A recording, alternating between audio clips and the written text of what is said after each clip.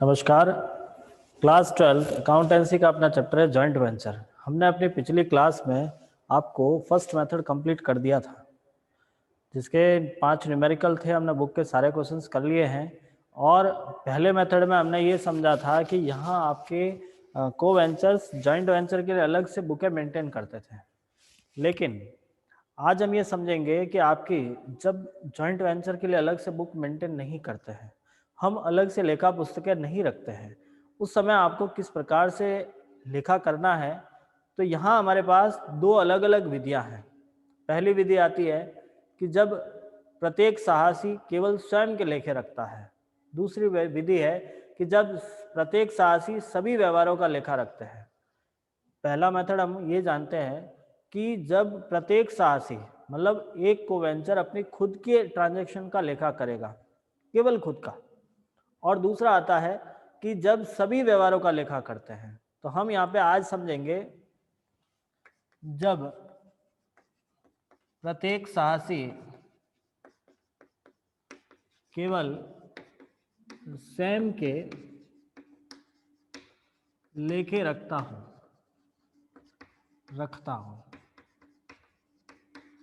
केवल स्वयं के व्यवहारों का लेखा करता है, मतलब उसने जो ट्रांजैक्शन किया है उसी की एंट्री करेगा और सामने वाला करने वाला है तो वो उसकी एंट्री करेगा। मतलब जब अपने अपने व्यवहारों का लेखा करते हैं तब आपको क्या काम करना है। इस विधि में आप एक प्रॉफिट एंड लॉस निकालने के लिए एक अकाउंट बनाओगे। स्मरणार्थ संयुक्त साहस खाता, मेमोरेंडम जॉइंट वेंचर। मतलब आपके जो भी को वेंचर्स काम कर रहे हैं वो अपने अपने व्यवहारों का लेखा करते हैं। इसके अंदर काम कैसे करते हैं, एक छोटा सा एग्जाम्पल समझते हैं। मान लीजिए आपके पास दो पर्सन है, ए और बी। ये दोनों मिलकर एक जॉइंट वेंचर कर रहे हैं, दोनों मिलकर एक जॉइंट वेंचर बिजनेस कर रहे हैं, जहां हमने ये समझा कि दोनों ही जॉइंट वेंचर के लिए कोई सेपरेट बुक मेंटेन नहीं करेंगे। जो ये अपने बिजनेस जो पहले से अपने आप में बिजनेस चला रहे हैं उसी बिजनेस की बुकों में ये अपने एंट्री करेंगे। मतलब हम ये अलग से कोई लेखा पुस्तक नहीं रख रहे हैं, उसी बुक के अंदर ये मेंटेन कर रहे हैं। इस मेथड के अंदर आपको खाते कौन से खोलने हैं, किस प्रकार खोलने हैं, तो सबसे पहले हम बात करते हैं ए की बुक के अंदर बनाएंगे in the books of A. Books of A, ये अपनी बुक्स में खाता बनाएगा जॉइंट वेंचर विथ बी। ये अपनी बुक में खाता क्या बनाएगा, जॉइंट वेंचर विथ बी। और बी की बुक में बी अपने बुकों में खाता बनाएगा joint venture with A in the books of B. Count होगा जॉइंट वेंचर विथ ए।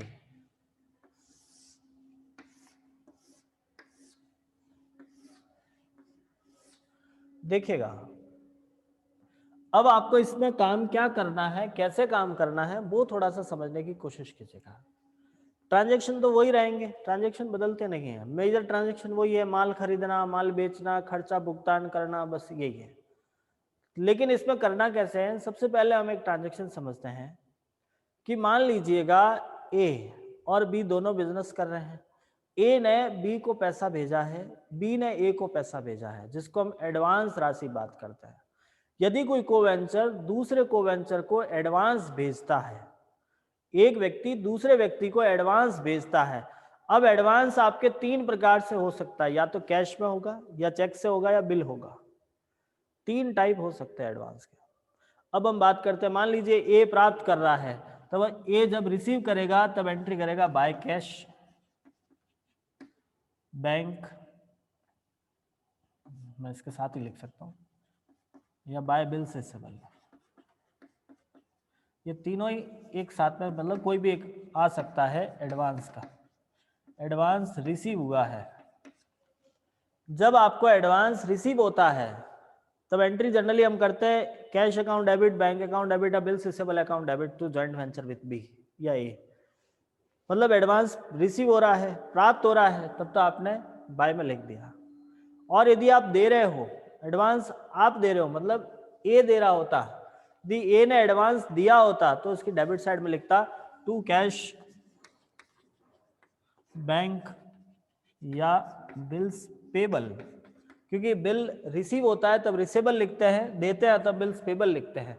तो फर्स्ट एंट्री हमने समझी एडवांस को लेकर, जो भी कोवेंचर रिसीव करने वाला है उस कंडीशन में आपको बाई की साइड में लिखना है क्योंकि उस समय वो आ रहा है, और यदि आप दे रहे हो उस समय आपको क्रेडिट डेबिट साइड में लिखना है टू में। ठीक है, any doubt? Next second point, जब आप माल खरीद रहे हो, यदि आपको ये जॉइंट वेंचर के लिए माल खरीदा है तब तो टू कैश परचेज, और कई बार ऐसी कंडीशन हो जाती है जब आप अपना खुद का माल ही दे देते हो, अपना खुद का माल जॉइंट वेंचर में दे रहे हैं। जैसे मान लीजिए ए और बी ने एक बिल्डिंग बनाने का कॉन्ट्रैक्ट लिया है, और ए क्या, जैसे मान लीजिए बिल्डिंग पेंट करने का कॉन्ट्रैक्ट लिया मान लो, और ए के पास एक कलर की खुद की शॉप है, पहले से चला रही है, वो कलर का शॉप चला रहा है, मीन्स पेंटिंग की शॉप है उसके पास में, उसने बिजनेस में मतलब उस जॉइंट वेंचर के लिए कलर दिया है, तो वो जब अपने बिजनेस से माल दे रहा है तब आपको लिखना है टू परचेज। और यदि वो बिजनेस के लिए माल खरीद के ला रहा है, जैसे मान लीजिएगा आपने कलर पेंट कराने के लिए आपके पास में हो सकता है कि जैसे वो ब्रश आपके पास अवेलेबल नहीं था, आपने बाहर से मंगवा लिया है, तो वो तो होगा टू कैश। और कलर का जो जैसे आपके पास में कलर पड़ा था तो वो आपने कलर दे दिया तो टू परचेज हो जाता है। नेक्स्ट, जो एक्सपेंसेस पे करना है उसके लिए लिखोगे टू कैश एक्सपेंसेस। यहां जॉइंट बैंक नहीं लिखा जाता, इस बात का स्पेशली ध्यान रहे, जॉइंट बैंक केवल आपके उसी मेथड में लिखते हैं। कौन सा? फर्स्ट वाला मेथड ऐसा है जिसमें जॉइंट बैंक लिखा जाता है, बाकी यहाँ जॉइंट बैंक नहीं लिखा जाता, यहाँ डायरेक्ट ही कैश के नाम से एंट्री की जाती है। आप लिखोगे टू कैश एक्सपेंसेस पे किया है, तो यदि आपने एक्सपेंसेस पे किया है तो आपको लिखना है टू कैश। उसके बाद आप इस बिजनेस के अंदर माल बेच रहे हो, बाय कैश या डेटर्स, उधार बेचा है तो डेटर्स आएगा। आप खुद माल रख रहे हो तो बाय परचेज, आपने खुद नहीं रख लिया माल। कई बार ऐसी स्थिति हो जाती है, बिजनेस पूरा हो गया, काम पूरा हो गया, उसके बाद में वो माल बचा था आपने खुद ने रख लिया, बाय परचेज हो गया। ये की एंट्री ये भी करेगा, इनमें से कोई ट्रांजेक्शन ये कर रहा है तो ये भी करेगा, सीधी सी बात है। यदि ये माल बेच रहा है तो ये भी लिखेगा, इसने खर्चा किया तो ये भी लिखेगा। अब इन दोनों से प्रॉफिट एंड लॉस निकालने के लिए आपको एक अकाउंट बनाना पड़ता है, मेमोरेंडम जॉइंट वेंचर। यहाँ आपका प्रॉफिट एंड लॉस मेमोरेंडम से निकलेगा, किस प्रकार से होता है इस पूरे कॉन्सेप्ट को समझने के लिए क्वेश्चंस ट्राई करते हैं। आपकी बुक का न्यूमेरिकल क्वेश्चन 6 है, पेज नंबर है 277, न्यूमेरिकल क्वेश्चन 6 सॉरी, प्रश्न में लिखा है Praveen and Pratyush entire in joint venture with sharing profit and loss equally.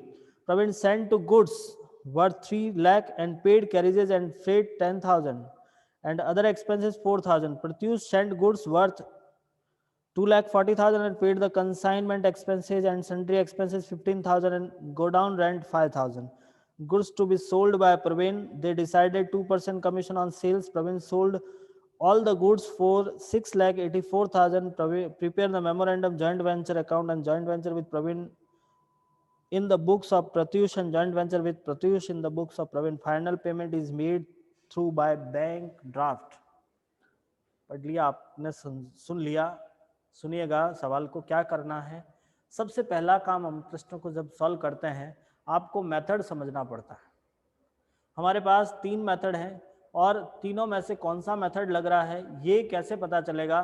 तो पहला मेथड ऐसा है जिसके अंदर जॉइंट बैंक अकाउंट खुलेगा, दूसरे मेथड में मेमोरेंडम जॉइंट वेंचर अकाउंट बनेगा। ये इन दोनों की पहचान है। जैसे इस सवाल में आपको लिखा है स्मरणार्थ संयुक्त साहस खाता बनाइए, मतलब आपको मेमोरेंडम जॉइंट वेंचर बनाना है, साथ में आपको दोनों की बुकों में एंट्रियां भी करनी है, अकाउंट बनाने हैं।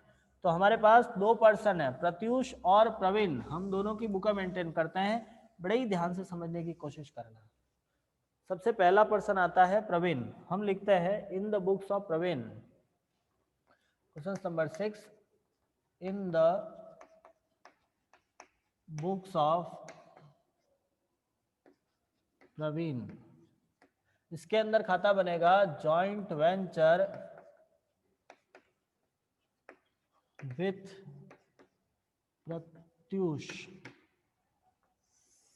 और दूसरा बुक है, दूसरी बुक बनेगी आपके पास में इन द बुक्स ऑफ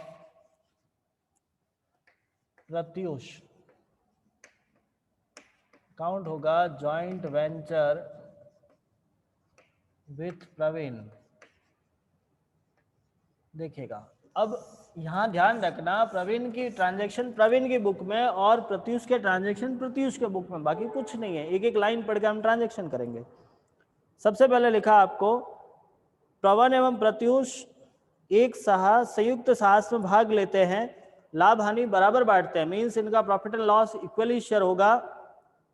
पवन ने 3 लाख की लागत का माल संयुक्त साहस में प्रेषित किया, मतलब पवन अपने बिजनेस से 3 लाख का माल दे रहा है। ये पवन की बुक है, सॉरी पवन नहीं, पवन है। पवन अपनी बुक से बिजनेस से माल दे रहा है, तो लिखोगे टू परचेज 3 लाख रुपए, ठीक है। पवन ने दिया है तो पवन की बुक में लिख दिया हमने। फिर लिखा उसके भाड़ा 10,000, अन्य व्यय 4,000 रुपए हुए। उसने साथ में कुछ एक्सपेंसेस भी किया है, टू कैश एक्सपेंसेस टोटल 14,000 हो गए, 10,000 और 4,000 14,000 रुपए। नेक्स्ट है उसके साथ में प्रत्यूष द्वारा भेजे गए माल की लागत 2,40,000 था। अब प्रत्यूष माल भेज रहा है, ये बुक प्रत्यूष की है, तो प्रत्यूष भी भेज रहा है, तो प्रत्यूष अपनी बुक में एंट्री करेगा टू परचेज 2,40,000, ठीक है। नेक्स्ट आगे लिखा आपको प्रेषण संबंधी खर्च 15,000, गोदाम किराया 5,000 रुपए हुआ। उसने भी टोटल एक्सपेंसेस किए हैं 20,000, जिसको लिखेंगे हम टू कैश एक्सपेंसेस हो गए 20,000, कैश एक्सपेंसेस हो गए आपके पास में 20,000 रुपए। नेक्स्ट आगे लिखा माल का विक्रय पवन द्वारा किया जाना है, जिस पर 2% कमीशन विक्रय मूल्य पर दे हैं। पवन ने समस्त माल 6,84,000 में बेच दिया। सारा का सारा माल पवन बेच रहा है, बाय कैश सेल्स हो गया आपका 6,84,000 में, 6,84,000 रुपए में आपका माल बिक गया है। जो पवन ने बेचा है तो पवन की बुक में लिख दिया हमने बाय कैश। साथ में आपने ये और डिसाइड किया है कि आपको टोटल सेल्स का 2% कमीशन देना है, लिखा है ना आपको। Total sales is 6,84,000 into 2/100 is 13,680 rupees is commission. आप लिखोगे टू कमीशन, इसके लिए इनकम हो गया कमीशन 13,680 रुपए। नेक्स्ट इसके बाद आपको लिखा है बस, और कोई ट्रांजैक्शन है ही नहीं। तो अब हम यहाँ पे मेमोरेंडम जॉइंट वेंचर बनाएंगे इन दोनों का प्रॉफिट एंड लॉस निकालने के लिए। इनका प्रॉफिट एंड लॉस निकालने के लिए हम एक अकाउंट बनाते हैं memorandum joint venture. Memorandum joint venture, memorandum में आपको काम क्या करना है, सबसे पहले लिखोगे टू परचेज, जितना परचेज हुआ है दोनों का मिला के टोटल परचेज लिखना है। पवन का है 3 लाख, प्रत्यूष का है 2,40,000, टोटल हो गया आपके पास में 5,40,000। फिर आपका टू एक्सपेंसेज, पवन का टोटल एक्सपेंसेज 14,000, प्रत्यूष का है 20,000, तो टोटल हो गया 34,000। समझ में आ रहा है मैं क्या बता रहा हूँ। पवन का 14,000, प्रत्यूष का 20,000, टोटल मिला के 34,000 हो गया। आपने लिख दिया 34,000। फिर एक आपने कमीशन दिया है, टू कमीशन 13,680 रुपए बाय सेल्स 6,84,000 रुपए, ये आपने एंट्री कर ली दोनों की मिलाकर। अब आप इसका बैलेंसिंग फिगर निकालोगे, 6,84,000 माइनस 5,40,000 माइनस 34,000 माइनस 13,680 रुपये, तो आपके पास प्रॉफिट आ गया 96,320 रुपीज। आप यहाँ लिखोगे टू प्रॉफिट 96,320 रुपीज आपका प्रॉफिट आया है, जिसको आप दोनों में बराबर बांटोगे। तो पवन और प्रत्युष 48,160 ये आपका प्रॉफिट आ गया। अब आप इस प्रॉफिट को यहाँ शो करोगे। यहाँ कैसे लिखोगे? तो लिखोगे 2 P&L प्रॉफिट 48,160 और सेम यहाँ पे 2 प्रॉफिट एंड लॉस, आपने प्रॉफिट शो कर दिया 48,160। Any doubt? आपको प्रॉफिट एंड लॉस मेमोरेंडम बनाकर ही निकालना है। मेमोरेंडम का बैलेंसिंग फिगर आपका प्रॉफिट एंड लॉस होगा। यदि डेबिट साइड कम आती है तो प्रॉफिट, क्रेडिट साइड कम आती है लॉस होगा। आपका प्रॉफिट आ रहा है तो आपको सेम डेबिट साइड में फॉरवर्ड करना है। 2 प्रॉफिट एंड लॉस 96,320 का 50% निकाला हमने, मतलब बराबर शेयर किया है। अब आप इन दोनों को क्लोज करोगे और क्लोज करने को बोलते हैं फाइनल पेमेंट। अब आप फाइनल पेमेंट के लिए बैलेंसिंग फिगर निकालोगे। हम इसका बैलेंसिंग फिगर निकालते हैं।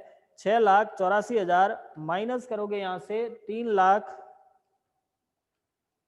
माइनस 14,000 माइनस 13,680 माइनस 48,160, तो आपके पास अमाउंट बनता है 3,08,160 रुपए। जो डेबिट साइड में कम आ रहा है टू बैंक लिखोगे। ये बैंक कहां से आया? तो आपको सबसे लास्ट वाली लाइन लिखी है,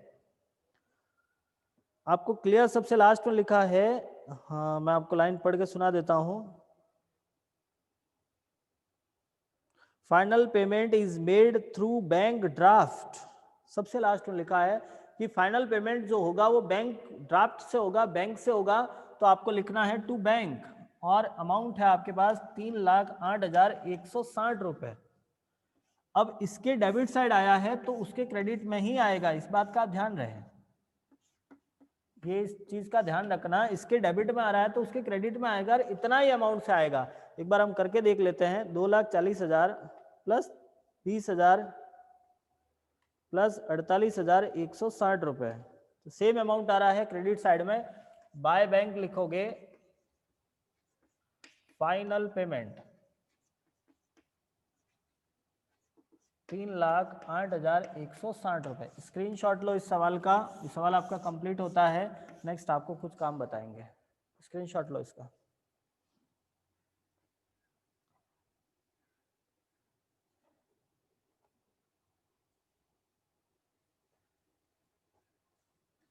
देखिए इसके बाद अब मैं आपको कुछ काम दे रहा हूं। जैसे हमारा नेक्स्ट क्वेश्चन है 7 नंबर क्वेश्चन। एक बार इसको पढ़ते हैं, सुनते हैं। यदि आप लोग कर पाओगे तो आपको देंगे, नहीं तो फिर मैं कराऊंगा। पहले मैं इस प्रश्न को पूरा पढ़ रहा हूं। प्रदीप एवं प्रवीण एक संयुक्त साहस में पुराने स्कूटर को क्रय विक्रय के लिए सहमत होते हैं। लाभ हानि बराबर बांटते हैं। प्रवीण ने प्रदीप द्वारा लिखे गए 20,000 के बिल को स्वीकार किया। प्रदीप 19,600 रुपये में बैंक से बुनाता है। प्रदीप ने स्कूटर 36,000 रुपये में खरीदे। उसने मरम्मत के 5,000 रुपये चुकाए। स्कूटर बेचने के लिए प्रवीण को भेजे। प्रवीण ने स्कूटर प्राप्त कर किराया भाड़ा 400 रुपये चुकाया। एक बात ध्यान रखिएगा कि यदि कोई कोवेंचर एक दूसरे पर्सन को माल भेजता है तो उसकी एंट्री नहीं करते हैं। एक पर्सन दूसरे पर्सन को माल भेज रहा है तो उसकी कोई एंट्री नहीं करते, लेकिन पैसा भेजा है, बिल भेजा है, चेक भेजा है तो एंट्री करनी है। तो ये क्लियर करना, जॉइंट वेंचर में एक पर्सन दूसरे पर्सन को माल भेजता है तो उसकी एंट्री नहीं करते हैं। प्रवीण ने सभी स्कूटर एजेंट के द्वारा 60,000 में बेच दिए। एजेंट ने कमीशन व बिक्री व्यय के बाद 42,000 रुपये वसूल किए। दोनों पक्षों के अंतिम भुगतान पूर्ण हो गया। प्रदीप की पुस्तकों में स्मरणार्थ संयुक्त साहस खाता तथा प्रवीण के साथ साहस खाता बनाना है। देखिए कोशिश मुझे कराना पड़ेगा, बिल है, कुछ नया पॉइंट है तो ये तो मैं करा लूंगा। मैं आपको कुछ होमवर्क में दूसरा काम दे देता हूँ। दूसरा काम आप क्या करोगे? तो चलिए आपके लिए काम निकाल दिया है। वैसे मैंने काम करना पड़ता है बेटा, आप लोग करते नहीं हो, थोड़ा सा ये कमी है आपके अंदर, प्रयास कीजिए। वैसे तो मुझे विश्वास है आप लोग करोगे। हाँ पेज नंबर 263। हाँ हाँ हाँ 263 पर फोर्थ एग्जाम्पल, आपको उसमें जनरल एंट्री दे रखी है, वो नहीं करनी आपको। प्रयास देख लीजिएगा, समझ में आ जाए तो द बेस्ट है, बाकी नहीं करोगे तो चलेगा। आप डायरेक्टली उसके अकाउंट प्रिपेयर करना। देखिए इस चैप्टर में मैं आपको पहले ही बता चुका हूँ, बड़ा प्रश्न नहीं आता है। कारण यह है कि इसका जो हमने मार्किंग स्कीम देखते हैं तो 4-2 नंबर के प्रश्न बनते हैं, तो 4-2 नंबर में इतना बड़ा प्रश्न नहीं बनता है, एक आध अकाउंट पूछा जाएगा। जैसे यही प्रश्न है तो ये हो सकता है 4 नंबर में आ जाए, क्योंकि छोटा ही है, इसमें टाइम कम वेस्ट हुआ है। डायरेक्ट आपको मेमोरेंडम पूछ लिया, किसी एक की बुक पूछ ली गई, तो इस तरह के प्रश्न बनते हैं। तो आप लोग कोशिश कीजिएगा example number 4, next example number 5, 4 and 5 compulsory आपको करने हैं। नहीं समझ में आया तो आप मुझे पूछ लीजिएगा, हम आगे की क्लास में उसको ट्राई करेंगे। नेक्स्ट, ठीक है, इससे आगे हम अगली क्लास में देखते हैं, क्योंकि इससे आगे वाला सवाल अभी पूरा हो नहीं पाएगा, कुछ टाइम कम है, इसीलिए आप लोग ट्राई करो और ये करके मुझे भेजो, फिर हम कोशिश करते हैं। ऐसा होगा तो हम नेक्स्ट री क्लास से स्टार्ट कर लेंगे। ठीक, थैंक यू।